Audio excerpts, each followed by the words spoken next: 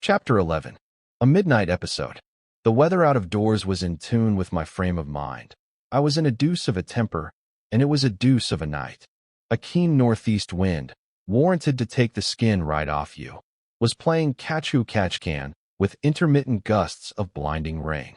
Since it was not fit for a dog to walk, none of your cabs for me, nothing would serve but pedestrian exercise.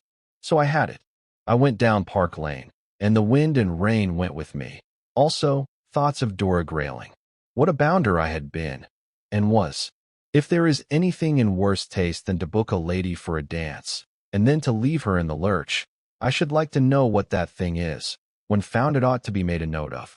If any man of my acquaintance allowed himself to be guilty of such a felony in the first degree, I should cut him. I wish someone would try to cut me. I should like to see him at it. It was all Marjorie's fault. Everything. Past, present, and to come. I had known that girl when she was in long frocks. I had, at that period of our acquaintance, pretty recently got out of them, when she was advanced to short ones, and when, once more, she returned to long. And all that time, well, I was nearly persuaded that the whole of the time I had loved her. If I had not mentioned it, it was because I had suffered my affection, like the worm, to lie hidden in the bud, or whatever it is the fellow says. At any rate, I was perfectly positive that if I had had the faintest notion that she would ever seriously consider such a man as Lessingham, I should have loved her long ago. Lessingham? Why, he was old enough to be her father.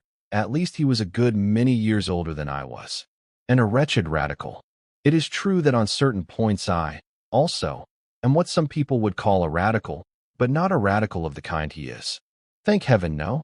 No doubt I have admired traits in his character, until I learnt this thing of him. I am even prepared to admit that he is a man of ability, in his way, which is, emphatically, not mine. But to think of him in connection with such a girl as Marjorie Linden, preposterous. Why, the man's as dry as a stick, drier, and cold as an iceberg. Nothing but a politician, absolutely. He a lover. How I could fancy such a stroke of humor setting all the benches in a roar. Both by education and by nature, he was incapable of even playing such a part. As for being the thing, absurd. If you were to sink a shaft from the crown of his head to the soles of his feet, you would find inside him nothing but the dry bones of parties and of politics. What my Marjorie, if everyone had his own, she is mine, and, in that sense, she always will be mine. What my Marjorie could see in such a dry as dust out of which even to construct the rudiments of a husband was beyond my fathoming. Such like agreeable reflections were fit company for the wind and the wet, so they bore me company all down the lane. I crossed at the corner, going round the hospital towards the square. This brought me to the abiding place of Paul the Apostle. Like the idiot I was, I went out into the middle of the street, and stood a while in the mud to curse him and his house. On the whole, when one considers that that is the kind of man I can be, it is, perhaps, not surprising that Marjorie disdained me. "May your following," I cried. It is an absolute fact that the words were shouted, both in the house and out of it, no longer regard you as a leader. May your party follow after other gods. May your political aspirations wither, and your speeches be listened to by empty benches. May the speaker persistently and strenuously refuse to allow you to catch his eye, and at the next election, may your constituency reject you. Jehoram, what's that? I might well ask. Until that moment I had appeared to be the only lunatic at large, either outside the house or in it. But, on a sudden, a second lunatic came on the scene, and that with a vengeance. A window was crashed open from within, the one over the front door, and someone came plunging through it on to the top of the portico. That it was a case of intended suicide I made sure, and I began to be in hopes that I was about to witness the suicide of Paul. But I was not so assured of the intention when the individual in question began to scramble down the pillar of the porch in the most extraordinary fashion I ever witnessed. I was not even convinced of a suicidal purpose when he came tumbling down and lay sprawling in the mud at my feet. I fancy, if I had performed that portion of the act, I should have lain quiet for a second or two, to consider whereabouts I was, and which end of me was uppermost. But there was no nonsense of that sort about that singularly agile stranger. If he was not made of India rubber, he ought to have been. So to speak, before he was down, he was up. It was all I could do to grab at him before he was off like a rocket. Such a figure as he presented is seldom seen, at least in the streets of London.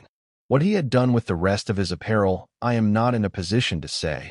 All that was left of it was a long, dark cloak which he strove to wrap round him. Save for that, and mud, he was bare as the palm of my hand. Yet it was his face that held me. In my time I have seen strange expressions on men's faces, but never before one such as I saw on his. He looked like a man might look who, after living a life of undiluted crime, at last finds himself face to face with the devil. It was not the look of a madman, far from it. It was something worse. It was the expression on the man's countenance, as much as anything else, which made me behave as I did.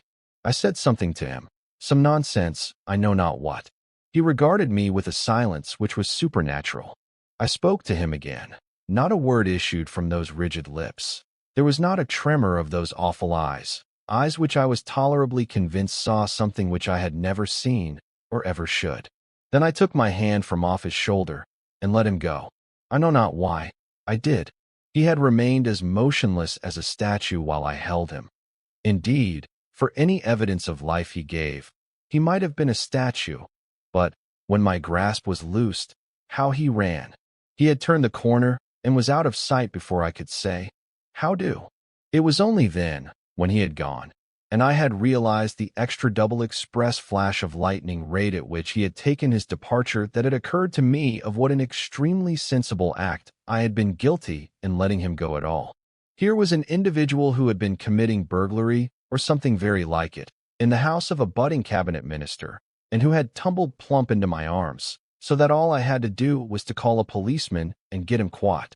And all that I had done was something of a totally different kind. You're a nice type of an ideal citizen. I was addressing myself, a first-chop specimen of a low-down idiot, to connive at the escape of the robber who's been robbing Paul.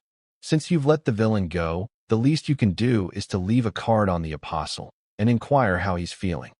I went to Lessingham's front door and knocked. I knocked once, I knocked twice, I knocked thrice, and the third time, I give you my word, I made the echoes ring, but still there was not a soul that answered.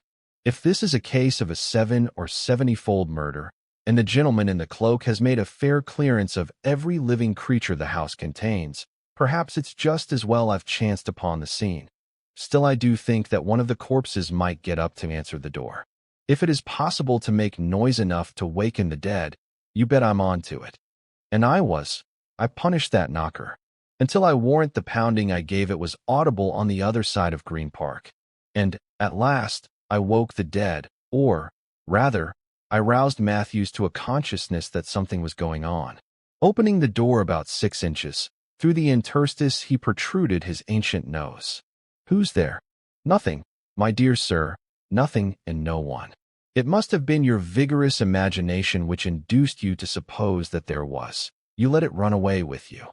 Then he knew me, and opened the door about 2 feet.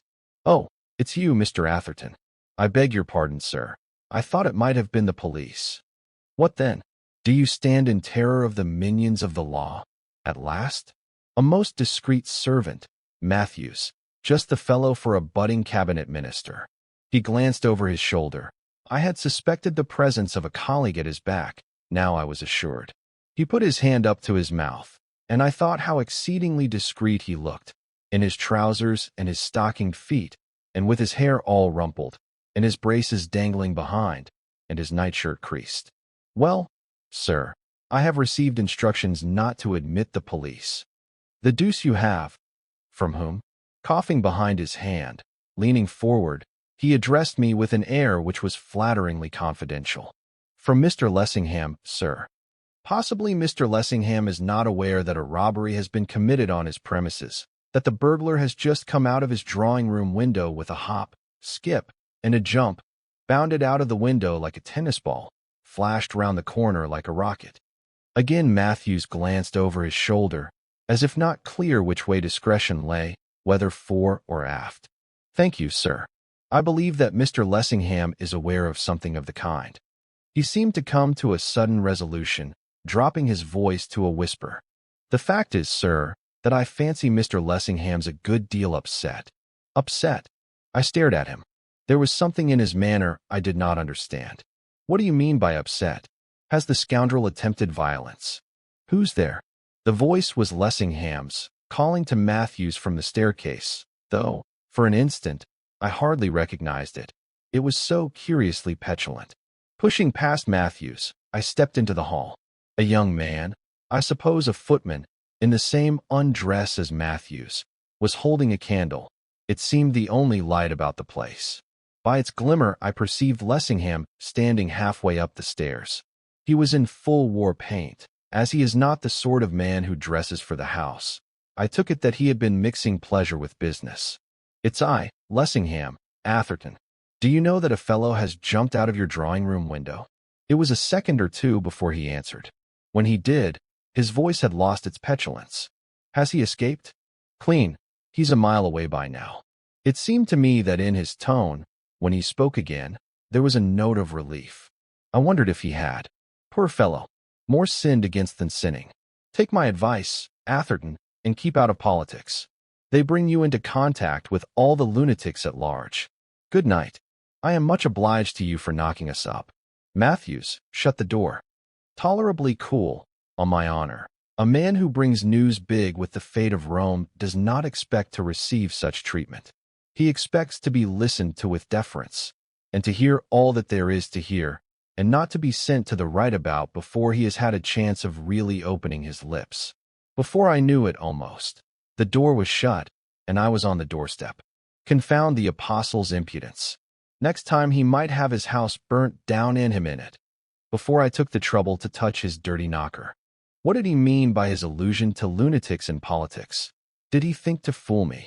There was more in the business than met the eye, and a good deal more than he wished to meet mine, hence his insolence.